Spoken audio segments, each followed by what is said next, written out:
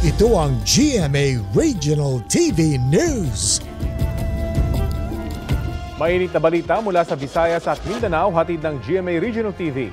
Patay ang isang babae matapos tumaob ang sinasakyang bangka ng kanyang pamilya sa Buluan, Maguindanao del Sur.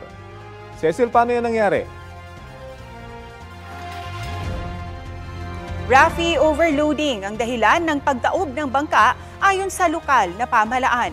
Batay sa investigasyon, papunta sa kanilang fish cage sa Lake Buluan ang mga biktima ng mangyari ang insidente. Sinubukan daw ng nanay na iligtas ang kanyang bunsong anak kaya siya nalunod.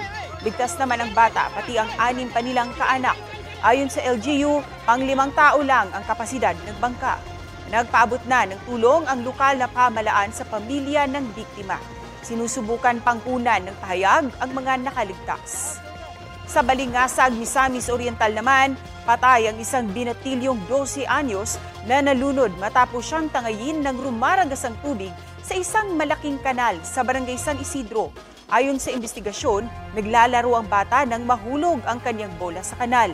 Sinubukan niyang kunin yon pero tinangay siya ng malakas na agos. Sinusubukan pangkunan ng pahayag ang pamilya ng bata.